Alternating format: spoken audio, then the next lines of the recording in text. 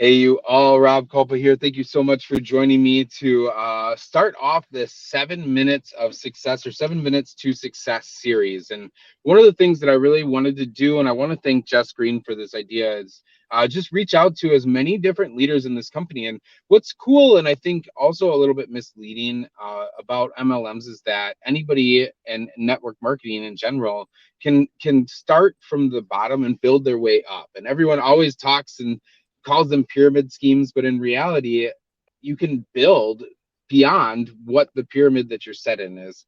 I think what's more of a pyramid scheme would be basically the corporate or the sales world that I was living in before, or even getting stuck owning a small business and not being able to grow out of it as well too. So one of the things I really wanted to showcase are leaders in Le-Vel, in the company that makes the Thrive experience. And you guys are familiar with me sharing my Thrive experience. You know, we talk about it all the time.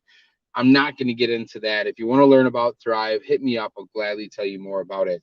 What I want to get into is how people are using the opportunity that Le-Vel gives them to be able to change their life and to grow. And so I'm interviewing different 200Ks, the top rank in our company, and just simply asking them what happened. Like you obviously love Thrive, you became a promoter. What happened in your life, or what led to that series of events where it clicked that you really started pushing to become the leader that you are, and to be able to turn this from being some sort of side gig into a very profitable and business that can become something that builds a legacy. So I brought on our direct 200K and our team, Sam Miller. Not only is she a 200K, not only is she an amazing leader in our company, but she's also a good friend of mine and Alyssa's as well too. And so I knew that I know her story, but I really wanted other people to hear her story and hear what happened and what pushed you to become the 200K you are. Now, I did take up a little time, so we have about 4 minutes and 40 seconds left. So go ahead, Sam. I'm prepared. I thought about this last night. So it's changed a lot, but going all the way back to the beginning, it was a decision. Like I saw other people who were, moms working full time, nurses, people that were as busy as I was, that had kiddos, and they were transforming their lives, doing the same things that I was going to do anyways, which was basically just tell people about the product and stay consistent in doing so. I knew that I was going to take it and I wasn't going to stop. I was thriving for free. So why not? And truthfully, like our VIP 800 bonus that you come in and can earn in the company in your first 14 days, everybody's eligible for it. When that hit my bank account, it was a light bulb moment because I was paycheck to paycheck, struggling using a credit card for groceries. It was awful. Like it was a very stuck feeling. So when I made the decision, I grew up in a home-based business with my parents. I knew that I had to invest time. I knew that I was going to have to invest myself in order to actually grow this. And I would have to do the things that those other people were doing. Now, in reality, that comes down to sharing our story.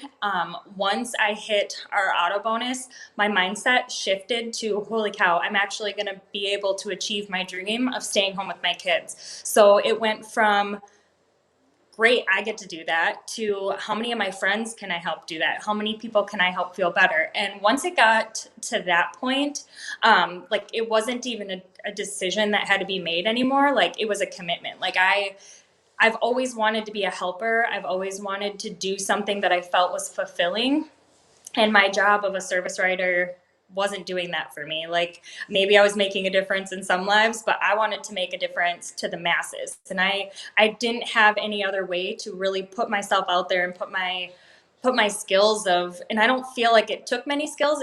I care about people. I want people to feel better, and I don't give up on people. And that includes myself. So yes, it was hard. There was hard times, but oh my gosh, when I think about the hard, I think about not being home this summer with my kids. I think about going through the last 18 months of our life without, having steady daycare and being able to go to work every day, and all of those hard stressors versus, personally growing and working on myself and helping others do the same.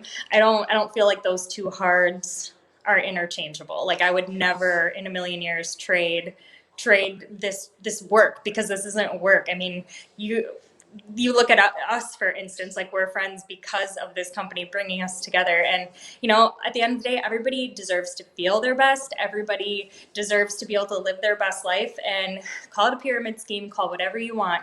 But we were trapped, like we were trapped. And I know you felt the same way with your home or with your business that you had brick and mortar before this. And this has, above and beyond everything, given our family options, and options are what I want to provide for other people. So that is my current why, is providing options to myself, my family, my kids, long after I'm not here, because this is a legacy business. And then anybody else who's interested in living that kind of a life, helping them do the same thing. So that's my answer. Under 7 minutes. Perfect. That was awesome, Sam. I guess since we do have about a minute left, I want you to tell us and just be honest. You said you have to choose your heart, so obviously there are hard parts in this business. You have 50 seconds to tell me, what is the hardest part of this business?